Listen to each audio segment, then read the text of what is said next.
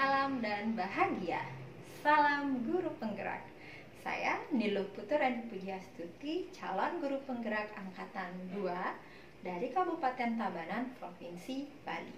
Pada video kali ini saya ingin memaparkan pemahaman saya tentang pengambilan keputusan sebagai pemimpin pembelajaran serta langkah awal yang saya lakukan dalam menyebarluaskan materi pengambilan keputusan sebagai pemimpin pembelajaran. Sebagai seorang guru, baik itu di dalam kelas ataupun di luar kelas, seringkali kita dihadapkan berbagai permasalahan, di mana permasalahan tersebut bisa berupa situasi dilema etika ataupun situasi bujukan moral.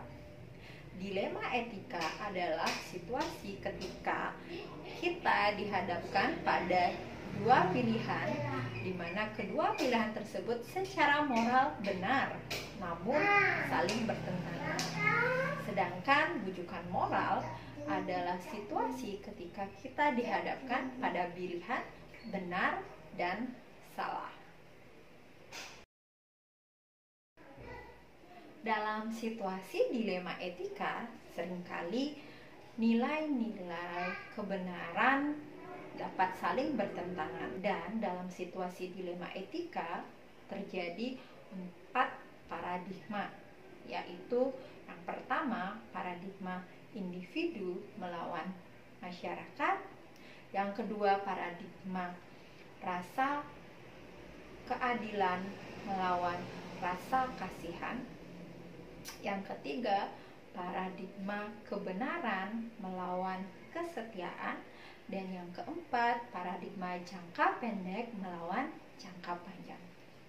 Selain itu, terdapat 3 prinsip yang dapat kita gunakan untuk menghadapi situasi-situasi yang menantang, yang meliputi end-based thinking, yaitu berpikir berbasis hasil akhir, yaitu kita melakukan keputusan yang mana mendatangkan keuntungan bagi orang banyak.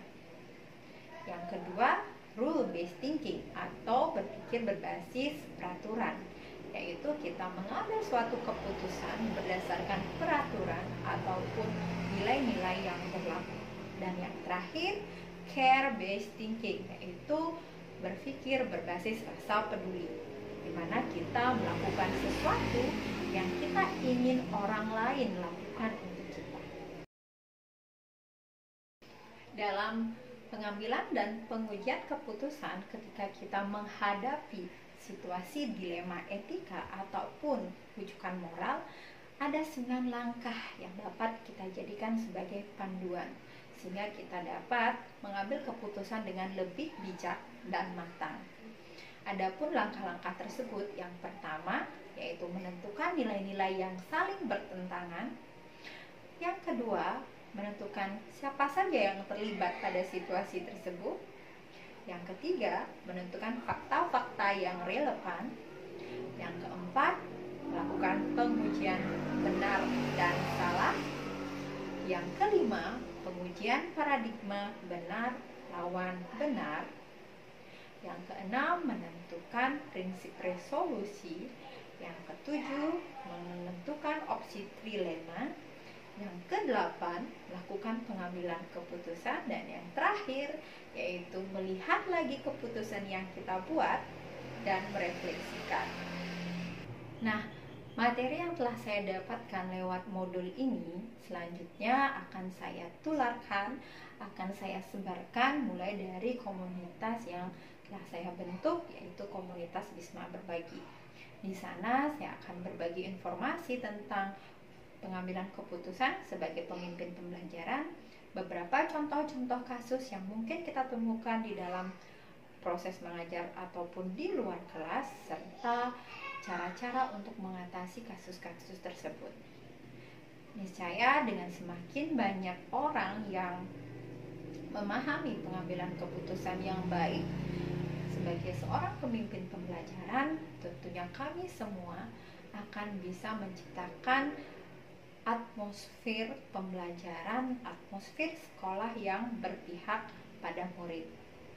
Dan saya pun akan meminta bantuan kepada rekan-rekan yang ada di komunitas Bisma Berbagi yang berjumlah 13 orang untuk saling mengingatkan, berbagi cerita, berbagi inspirasi, menguatkan, dan memotivasi. Sekian video dari saya, semoga bermanfaat. Salam dan bahagia.